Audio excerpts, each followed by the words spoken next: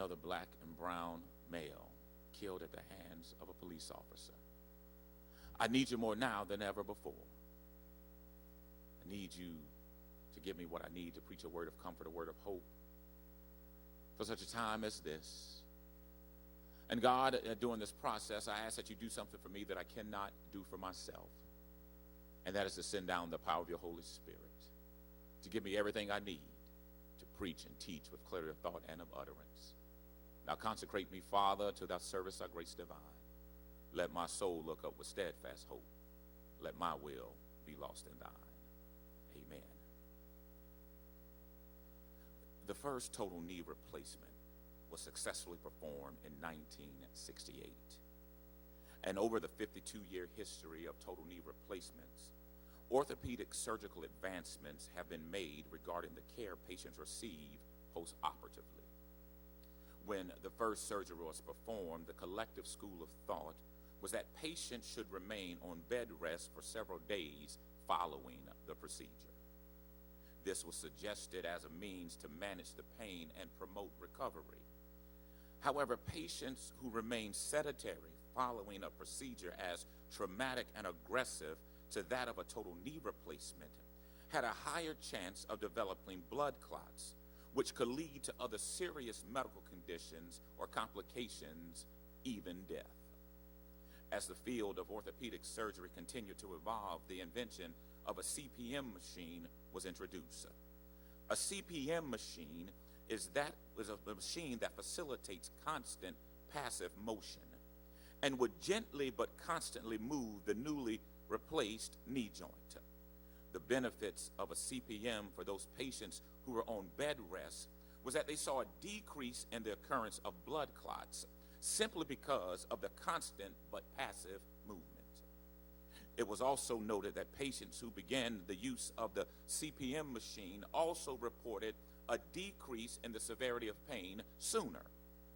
However, what was discovered was that although pain decreased and the risk for blood clots decreased, the muscles surrounding and supporting the knee, the hamstrings, the patella tendon, and the quadriceps begin to have clinical indications of muscle atrophy, meaning the longer a patient remained in bed post-operatively, the weaker the supporting muscles became, making the recovery period longer, which meant getting back to the quality of life also took longer. However, as research advancements and clinical outcomes were made, orthopedic surgeons discovered something. They discovered about 5 to 7 years ago that the best way to promote a healthy recovery following the traumatic event of a total knee replacement while decreasing the risk for blood clots and muscle atrophy and manage the pain was to have the patient who recently underwent a traumatic surgery to stand up, in most cases the same day, despite the known associated pain. That's right, beloved. Orthopedic surgeons, physical therapists, and medical researchers discovered that standing the same day was beneficial in the patient's clinical outcome. And just so I'm clear, standing on the same day of the surgery doesn't mean the pain stops. It doesn't mean that the process is over. It doesn't mean that you skip the recovery process. It does, however, mean that the anatomical structures that you need in order to recover are still in place. It does mean that the blood supply that your body needs to recover is still there. It does mean that your ability to stand was not lost as a result of the traumatic process of surgery. It does mean that although the pain is real, the trauma is real, standing despite the pain means that you are on your way to recovery. Beloved, as we consider our text, we encounter a woman, I believe, who can help those of us who may be dealing with pain, and not just pain, but pain that is very specific to you and your situation. And please understand, this was not some random pain or mysterious pain without a known cause. This was not an indescribable pain. On the contrary, Hannah's pain was known. She knew what made it worse, and it seems as if she knew how to live with the pain. but it does not appear as if she knew how to make the pain stop, or at least figure out how to make living with the pain more manageable. And I have a funny feeling and a sneaky suspicion that for some of you, just listening to me talk on today about Hannah's pain has caused you to say, preacher, pastor, it sounds like you're talking about me and my pain. And because you connect with Hannah, you understand what it means to be in a place where the pain cuts through the skin and down to the bone. It's the kind of pain that causes you to wonder if you'll ever be able to function like a normal person again. It's the kind of pain which confirms that something is wrong. Beloved, if you can relate to Hannah, if there's an issue of pain in your life, if there's pain you've been trying to manage and you've been unsuccessful, I invite you to walk with me in hopes of getting you to a place where you can stand despite the pain. Now, in order to understand Hannah's pain, you need to understand her context. And although the book of 1 Samuel opens up with there was a certain man, a Zophite named Elkanah, the first 2 chapters of 1 Samuel are about Hannah. Hannah is one of Elkanah's 2 wives, and Hannah is the wife he loved. Peninnah was the wife that enhanced his social status because she was able to have children and Hannah was not. Culturally, you need to understand that during this time, having children, and especially a son, added value to the family and to the marriage based on customs. And although the text lets us know that Elkanah loved Hannah, the fact that she was unable to have children weighed on her. And to make matters worse, Peninnah understood the one thing she had separated her from Hannah, and she provoked Hannah. And not only did she provoke Hannah and irritate Hannah, she intentionally did it to hurt Hannah, and she would wait until they went to the temple at Shiloh as required to really act church cute. Beloved, ain't that something? Some people think they are required to hurt you. Some people think their sole purpose is to sit on their blessed assurances and hurt you. If I can pause parenthetically for a moment and say, since 1619, for 401 years, some people think that simply based on the color of your skin, that they are entitled to hurt you, entitled to mistreat you, entitled to put systems in place to systematically hurt and limit you. But back to the text.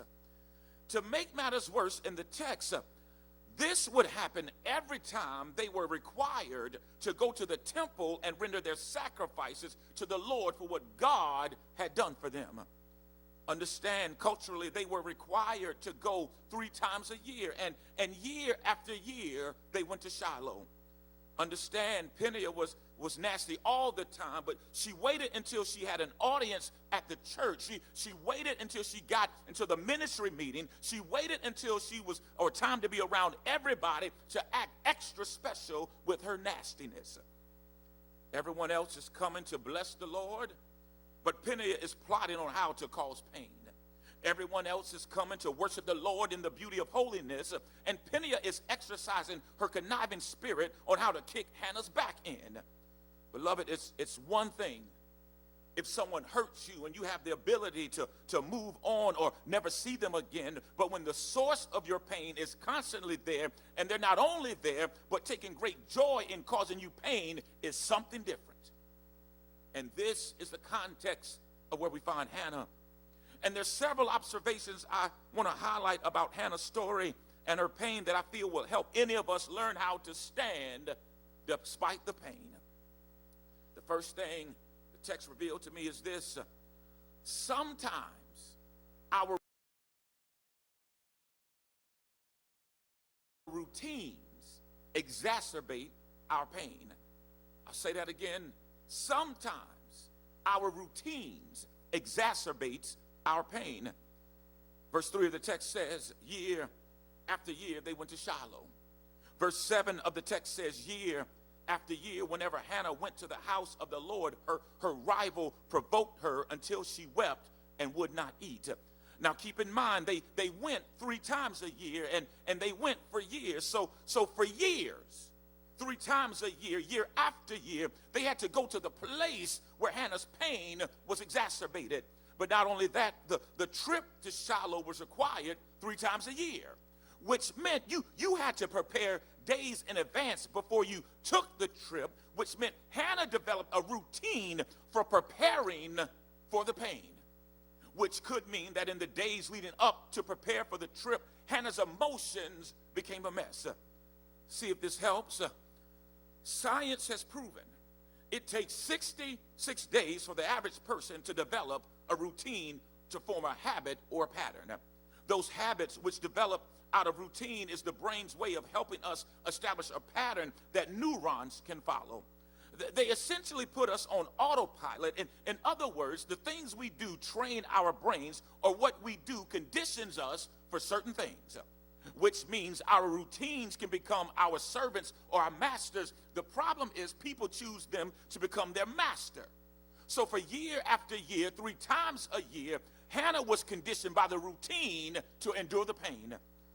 Beloved, let me ask you this. How have you conditioned yourself to develop a routine to cause you pain? What do you do to exacerbate the pain? What routines do you go through to make your pain you endure worse? Is it that you routinely look for happiness to be met by other people and they let you down? You routinely look for that person to love you, but you become their emotional punching bag. You routinely expect family and friends to go above and beyond for you because you do it for them and they disappoint you. You routinely look for that quality time with them, but they're always busy doing other things. You routinely expect people to give you emotional reciprocity based on what you've given out, but your reality is always lopsided. And for Hannah, the text says she wept and would not eat.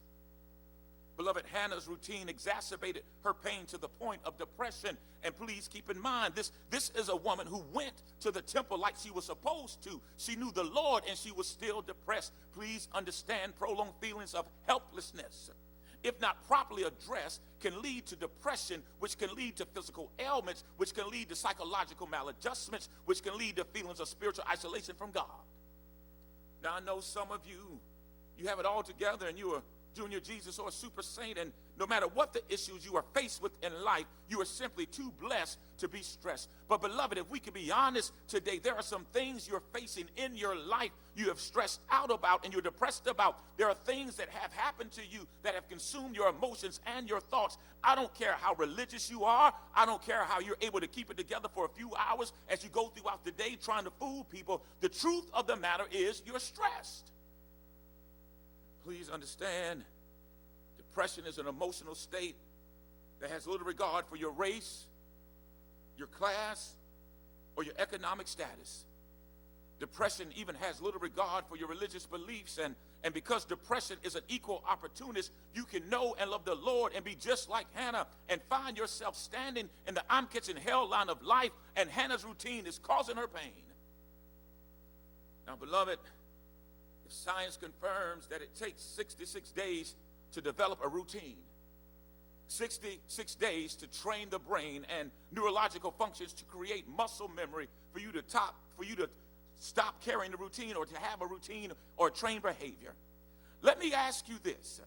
If 66 days establishes a routine, what does 401 years of slavery do? What does 401 years of being mistreated, marginalized, and disrespected do? What does having to go through life being reminded by statues and monuments that the same evil people who are responsible for establishing a routine of accepting the dysfunction that they birthed, what does that do to you? What does waking up just about every day seeing news reports of black and brown people being killed by police, even in the midst of ongoing protests and the recent death of George Floyd? Just yesterday, during a peaceful protest in Atlanta, Georgia, police, following their own routine, killed Rayshard Brooks, another unarmed black man. America, you too have established a routine of exacerbating the pain. And almost like Hannah in the text, America, you prepare to exacerbate the pain. How so? You do things like this. When we say Black Lives Matter, you respond with all lives or Blue Lives Matter, disregarding the fact that it's the blue lives killing the black lives. America, you've exacerbated the pain by your routines of supporting a system of white privilege where individuals can say and do whatever they feel and then offer a fake apology of "I'm sorry" and act as if everything is fine. And you've done this year after year for 400 years. Then you have the audacity to act as if somehow you're the victim in all of this. But back to the text. The second observation of the text as it relates to pain is this: your pain is your pain. Don't try and compare your pain to someone else's. If you don't mind, go back to the patients who just had a total knee replacement. They would participate in what we would call joint group therapy for patients who had total knee replacements or hip replacements. They would all participate in group exercises, similar exercises, self-paced, because people recover differently. Each individuals are then asked to rate their pain on a scale of 0 to 10. Because although similar trauma, similar experiences, similar treatment plans for therapy, the pain is different. Because pain is individual, and as I thought about the individuality of pain, I went back and I reread the text, and I discovered something I missed about Peninnah.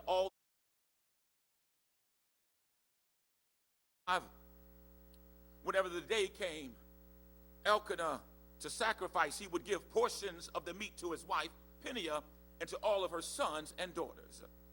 But to Hannah, he gave a double portion because he loved her and the Lord had closed her womb. And all this time, beloved, I've been thinking harshly of Peninnah. I've been looking at Peninnah through a lens of a side eye, but what I discovered is that Peninnah was also hurting. Elkanah gave Peninnah and her children what was required, but he gave Hannah a double portion because he loved her. Imagine the pain Peninnah must have felt thinking to herself year after year, I'm good enough for you to sleep with and have babies. I'm good enough for you to take social pity on me and do the bare minimum for me and my children, but you don't love me.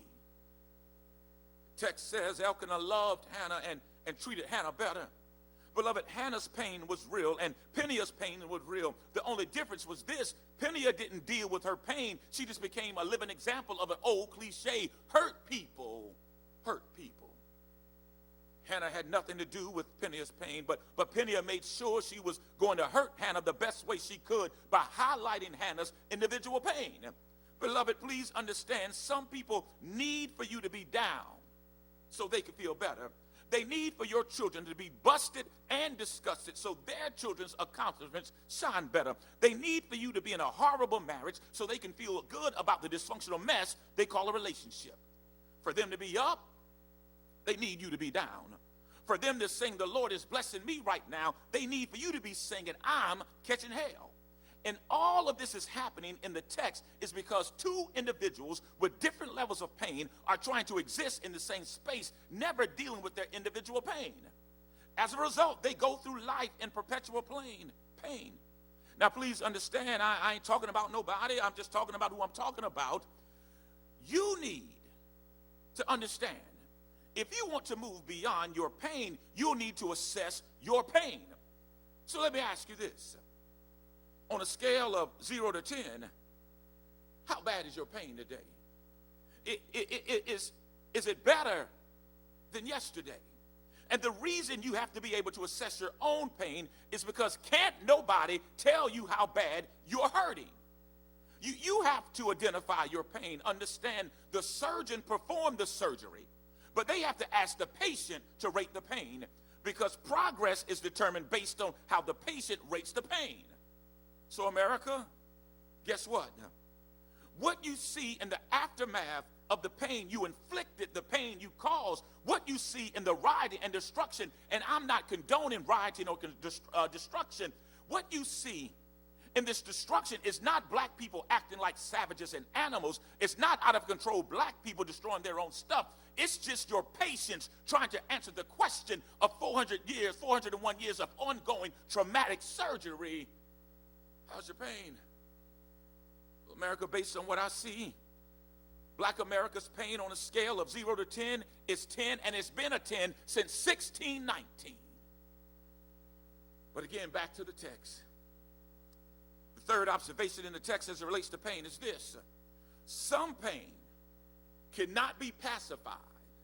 It must be addressed. Say that again. Some pain cannot be pacified. It must be addressed.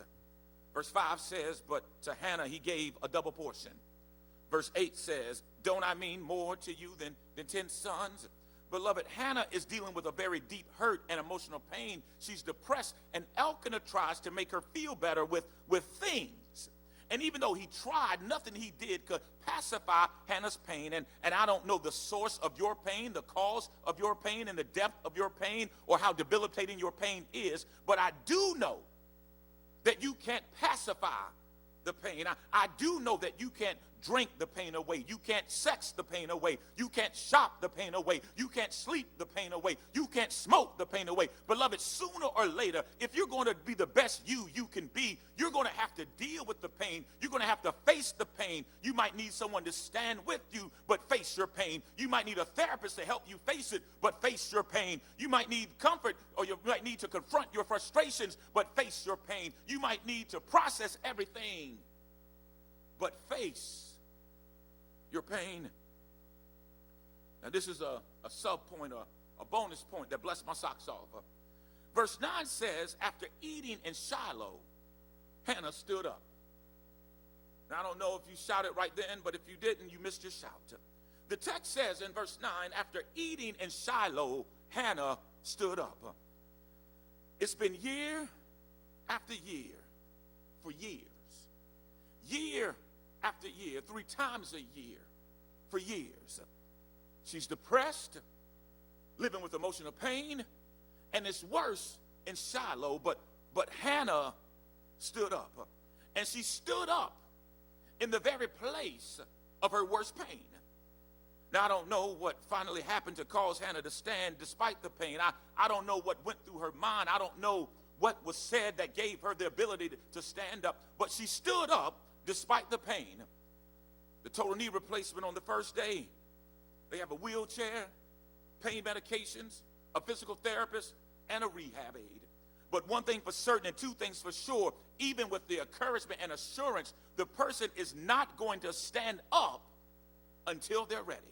And just like Hannah, I want to encourage you and let you know that it's okay to wait until you get your thoughts together first about your situation before you're ready to stand. Because just like the total knee replacement who stands the first time after the trauma and despite the pain, just like Hannah who stood up in the very place of her worst pain, I personally come to discover even through the pain hurts, or even though the pain hurts, even though my heart is healing, even though I still may have some tender spots, I'm limping and leaning, may not have all my strength yet, but you know what? I realize the same thing Hannah realized. I'm still here.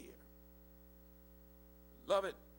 You've been hurt, knocked down, had your back kicked in, you've been sick, you've buried loved ones, you've ended some relationships, had your heart broken, found out that some of your friends were phony. But guess what? You're still here. Fourth and final observation about the pain in the text is this: standing caused Hannah to know specifically what she needed and to speak up for herself. Standing caused her to know specifically what she needed and to speak up for herself.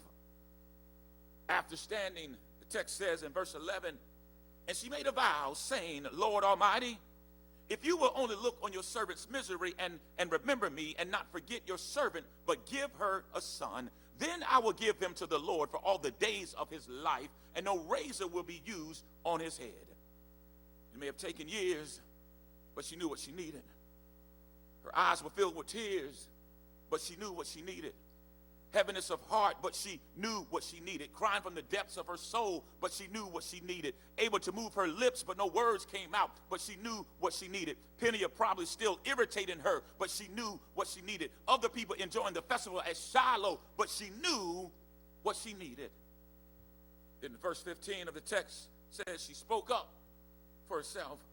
Seemingly for the first time in the text since dealing with the pain, Hannah speaks for herself. And I've discovered that when dealing with pain, you can lose your voice, lose your ability, your desires, and your motivation to speak up for yourself. Beloved, Hannah was in so much pain that even though she's standing now, she's still in pain. She was still so distressed that the priest thought she was drunk. And it was in that moment of standing despite the pain, she said, "Hold on, preacher. I ain't drunk. I'm just desperate. I'm sick and tired of being sick and tired. I'm praying from the depths of my pain, and God is listening to me through my tears. I'm praying out of a place of pain that you don't understand." To which Eli the priest responds, "Go in peace, and may the God of Israel grant you what you've asked." But notice how Hannah responds to knowing that God was about to do something in her barren condition. Text says she got herself together, ate some food, and she goes and worship. Understand, even though she was in pain, she didn't give up on worship. Although she had not received the blessing yet, she didn't give up on worship, and she worships anyway. The text says they arose and worshiped before the Lord. They, Hannah, Elkanah, and Peninnah, the same ones that went year after year, one out of custom, one out of spite, and now one is going out of anticipation. And in my sanctified imagination, I could see how this looked. Elkanah and Peninnah are there out of habit, but Hannah is there out of anticipation. And Hannah's there, and she's acting a little differently now. She's smiling a little more than she had before. She's saying amen louder than anyone else. She's clapping her hands and stomping her feet, drawing attention to herself. And other people are now starting to stare at them. And I can hear and see Elkanah and Peninnah say to Hannah, "Can you stop being so emotional in church? People are looking at you." All Hannah had to say was, "See, what you call emotional, I call being thankful." Because you see, what some people take for granted, I have to pray for. What comes easy for you, I have to work for. Some got to work from home this morning, or some got up from home this morning during the pandemic, and some are also got up expecting their unemployment benefits to last a few more weeks. Some this morning had no doubt that they would have Wi-Fi to stream service today. But for some, after the week you have already on top of this coronavirus, the fact that you're even watching another service is a miracle all by itself. Peninnah nor Elkanah could understand Hannah's praise because they couldn't understand Hannah's problems. In other words, Hannah was like, "I may have lost my mind, but I've never lost my praise." Hannah's worship wasn't for anyone else except her. Hannah worshiped because she understood that sometimes you have to go through some things to get what you desire. Hannah understood that sometimes the only way out on the other side is to go through hell. But notice in the text, Hannah didn't wait for somebody to rescue her. She just went through while trusting and believing. Hannah was in pain, but she stood up. The blessing is on the way, but she still worshiped. Now, I don't know what she said while she worshiped. After all, what do you say after living a year after year reality? What do you say after years of being provoked, years of being irritated, year after year, years of being counted out, years of being excluded? Well, beloved, in my sanctified imagination, you say the only thing you can say. They said I wouldn't make it. They said I wouldn't be here today. They said I would never amount to anything, but I'm glad to say that I'm on my way. I'm not there yet, but I'm going more and more each day, but I'm still holding on to God's hand. The road's been rough, but I'm still holding on. Been talked about, but I'm still holding on. Been criticized, but I'm still holding on. Tears in my eyes, I'm still holding on. Laughed at, but I'm still holding on. But not only am I still holding on, not only am I still standing, you know what? I'm still standing. I'm still standing because what do you do when you've done all you can and it seems like it's never enough? What do you do when you can't do anything but stand and it seems like you can't make it through? You just stand through the hurt, through the pain, through the storm, through the rain. Don't give up. Don't give in. Don't you stop. Don't you bend. After you've done all you can, you just stand. Beloved, I don't know what you're dealing with right now, but I can tell you that once you get to the place where you can stand despite the pain, it changes the perspective from which you see the world. So I would encourage you that it may take you a little while to get yourself together, but I encourage you to stand. I encourage you to get to the place that even though you're not 100% yet, I want you to stand. I want you to stand up, and until you're able to stand up all by yourself independently, I invite you that the doors of the church are open where you can become a member of this church family. Because like the total knee replacement patient, they needed support when they were figuring out how to stand again for the first time despite the tragedy. So if you're not at a place where you can stand by yourself yet, I invite you to come be part of this family, because we will stand with you. We will walk with you. We will hold your hand. We will give you the support you need, so that even though you may be experiencing some pain, some discomfort, that you can stand despite the pain. The doors of the church are open for some man, some woman, some boy, some girl. You have several ways that you can join on today. You can call the church. I think the information is scrolling below on the bottom of the screen. You can email the church, or you could join through Facebook, Instagram, or any of our other social media platforms. But I encourage you as you go through life, I want to remind you that you can stand despite the pain. God bless you. Heaven smile upon you. I love you, and there's nothing you can do about it. Now may the Lord bless you and keep you. May the Lord cause his face to shine upon you and be gracious unto you. May the Lord lift up his countenance upon you and give you peace. And all God's children said, amen.